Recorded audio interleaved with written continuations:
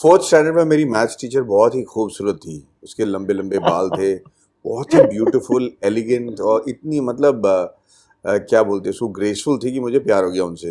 Math उसके से बाद प्यार हुआ? नहीं, वही तो कह रहा हूँ, टीचर से हो गया, मैथ से मैथ साइड में रह गई। मैथ साइड में रह गया, तब से लेके आज तक साइड में ही है मैथ। 10th में I manage to get decent marks, 78 I remember. उसके बाद it only went down. I mean, I barely managed to 78 78 in 10th. In 10th, 12th में I in got maths. yeah, and that is decent. that's quite decent, no? Madras से पूछो, I got 94. 98 and a half आया। Yeah. हाँ, decent I है। am talking about I'm talking about the world जहाँ पे 78 is still quite decent, not the Madrasis No, whose I- standards are there. मेरा यार 43 44 आ रहा था, तो मेरे को तो उन्होंने कहा कि तेरी शादी नहीं होगी लाइफ में। उस वक्त मैंने नहीं सोचा था कि फिल्म जब रिलीज होगी फ्लॉप हो जाएगी। और उस वक्त ये मैंने कतई नहीं सोचा था कि 25 साल बाद भी जो जेनजी है वो ये पिक्चर को देखेगी और गाने गाएंगे और उसके रील्स डालेंगे। It's very flattering.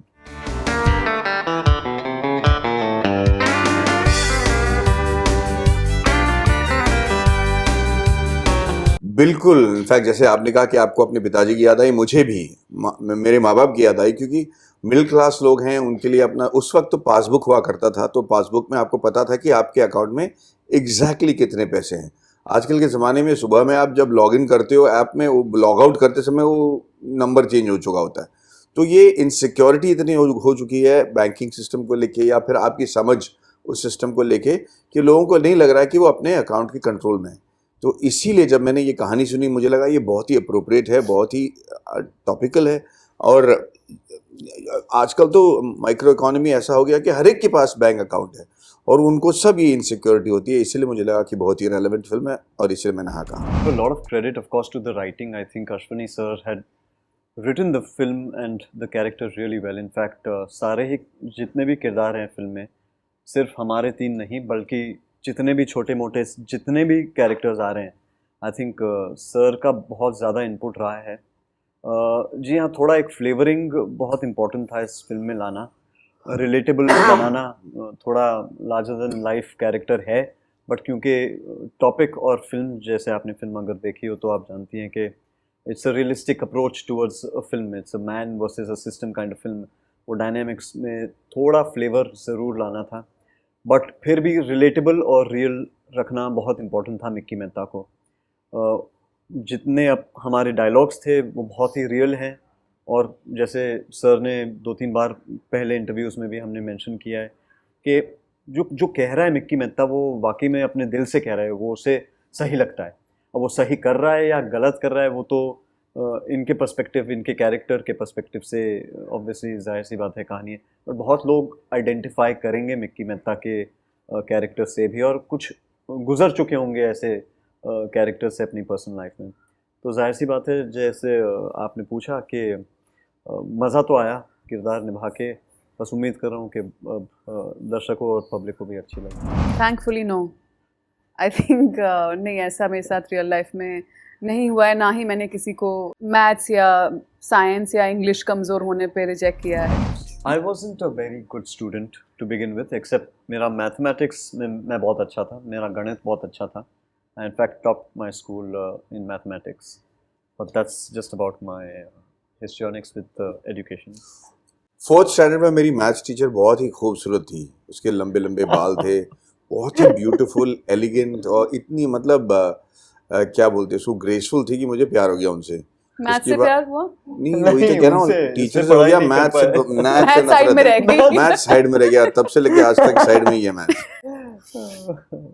I was a pretty good student यार, मतलब मैं ऐसे I was not a nerd in terms of मैं ऐसे पढ़ाई में घुसी नहीं रहती थी.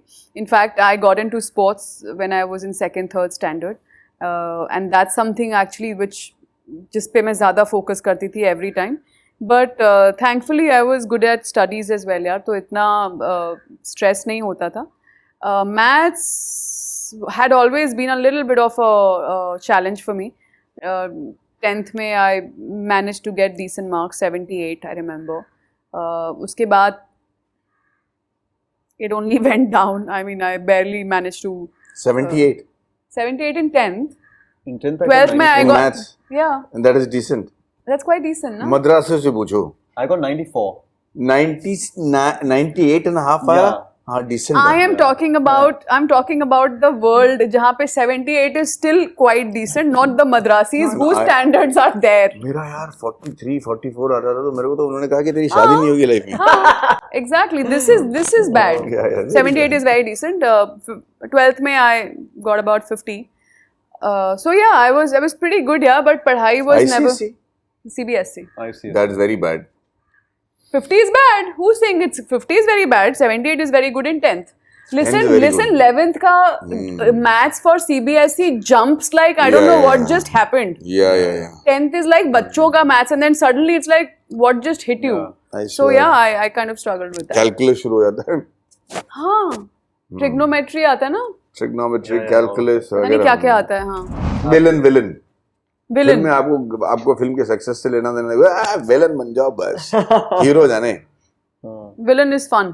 I think with my career graph, so I think everyone knows what I like playing most.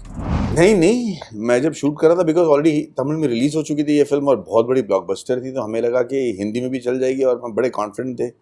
और उस वक्त मैंने नहीं सोचा था कि फिल्म जब रिलीज होगी फ्लॉप हो जाएगी। उस वक्त ये मैंने कतई नहीं सोचा था कि 25 साल बाद भी जो जेनजी है वो ये पिक्चर को देखेगी और गाने गाएंगे और उसके रील्स डालेंगे। It's very flattering. COVID put me in a space where I was still contemplating कि मैं क्या करूं, और जो roles आ रहे थे weren't resonating with the kind of choices I like making in my career. In fact, अब इस साल जो है आप बहुत कुछ देखेंगे। इसके बाद एक OTT वेब शो रिलीज है, 2 और फिल्में हैं, तो आई थिंक अब जो काम आ रहा है और जो अच्छा लग रहा है मैं वो कर रहा हूँ। अब अगले साल ये शिकायत होगी कि नील सर आप बहुत ज्यादा दिख रहे हैं, थोड़ा सा ब्रेक ले थोड़ा लीजिए। कम ले लीजिए। हाँ, एग्जैक्टली। काश वो दिन आए और जरूर वो जरूर, कंप्लेंट ना रहे। It's very soon.